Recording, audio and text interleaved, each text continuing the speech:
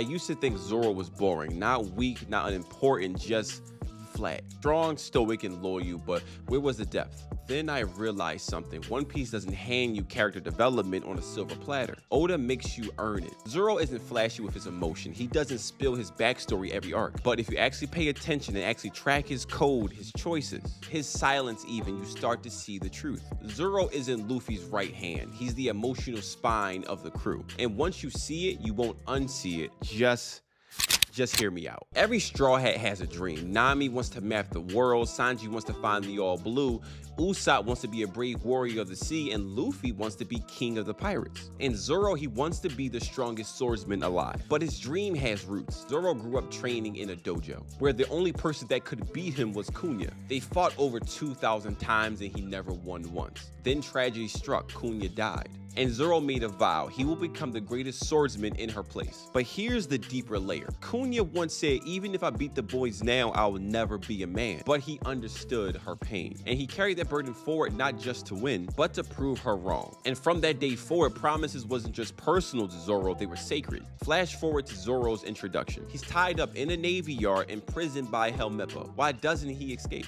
Because Helmeppo made a promise. Survive for a month and you'll be set free. Zoro knows that the promise is a trap, but he honors it anyway. That's not stupidity, that's principle. When Luffy shows up, he doesn't just thank him, he makes a demand. If you ever get in the way of my dream, I'll kill you. Zoro doesn't follow Luffy because of his charisma. He follows him because he's a person who respects dreams just like he does. From day one, Zoro sets the tone. A captain must be worthy and a crew must have a code.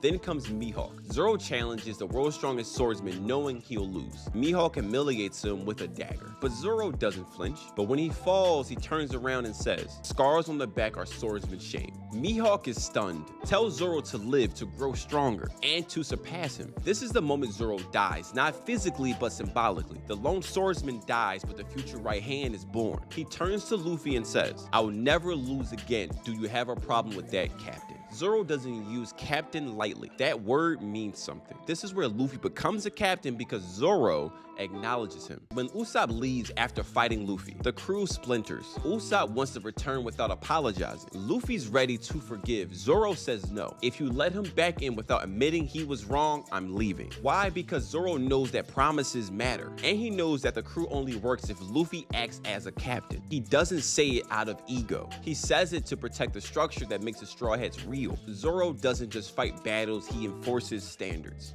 Then comes Thriller Bark. Kuma arrives and Luffy's unconscious. The crew is down, Kuma offers a deal. Someone takes his pain or I'll take his life. Zoro steps forward, no hesitation, no bargaining. Just take me instead. He absorbs all of Luffy's agony and nearly dies. Sanji finds him drenched in blood and asks Zoro what happened. Nothing happened. That's not denial, that's devotion. Zoro's dream used to be personal. Now, his dream is to make Luffy's dream possible. He's not chasing glory, he's protecting the man that gave him purpose. Some say Luffy became a true pirate during Alabasta. Some say in these lobbies, some say Marineford, but none of that happens without Chapter 5. One man heard Luffy's impossible dream and said, I'll follow if you're worthy. Zoro didn't just join the Straw Hats, he made them legitimate. He gave Luffy one thing every king needs, a knight who believes in the crown. And if you forget the man who made Luffy captain, remember the man who said nothing but bled everything.